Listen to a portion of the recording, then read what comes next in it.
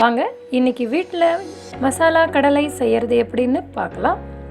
அதுக்கு நான் 1 கப் வேர்க்கடலையே எடுத்து வச்சுருக்கேன்.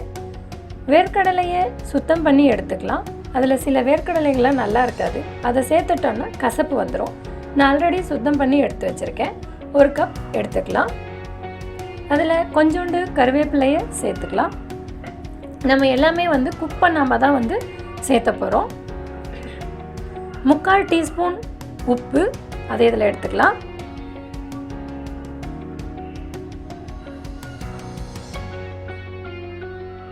அரை டீஸ்பூன் மிளகாய்த்தூள், அதை இதில் எடுத்துடலாம்.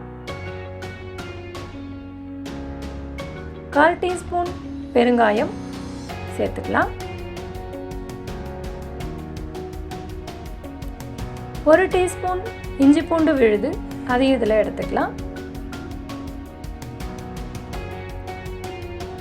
அரை டீஸ்பூன் சோம்பு, அதையும் இதில் எடுத்துட்டு மிக்ஸ் பண்ணிக்கலாம்.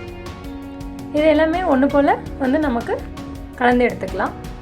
கலந்ததுக்கப்புறம் கொஞ்சோண்டு தண்ணியை தெளித்து திருப்பி நம்ம இதை கலந்துக்கலாம். இந்த மசாலாலாம் கொஞ்சம் நல்லா ஒட்டுற அளவுக்கு தண்ணி தெளிச்சிக்கலாம்.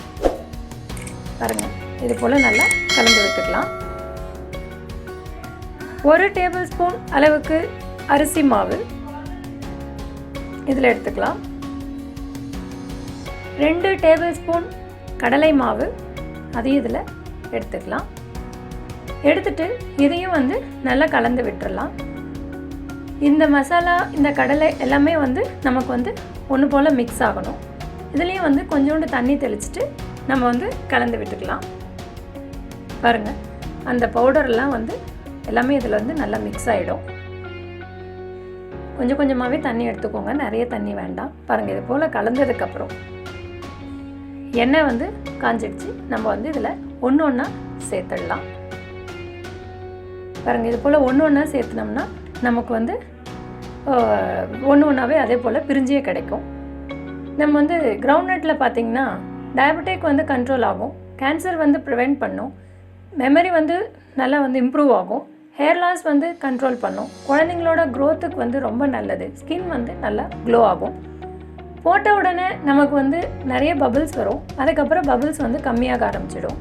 பபிள்ஸ் கம்மியானதும் இதை நம்ம வெளியே எடுத்துடலாம். இது ரொம்ப ஈஸியான மெத்தட் ஃப்ரெண்ட்ஸ். வீட்டில் நீங்களும் ட்ரை பண்ணி பாருங்கள், கண்டிப்பாக உங்களுக்கும் பிடிக்கும். என்னோடய சேனலுக்கு சப்ஸ்கிரைப் பண்ணிக்கோங்க. Eat healthy, be healthy. Thanks for watching my channel.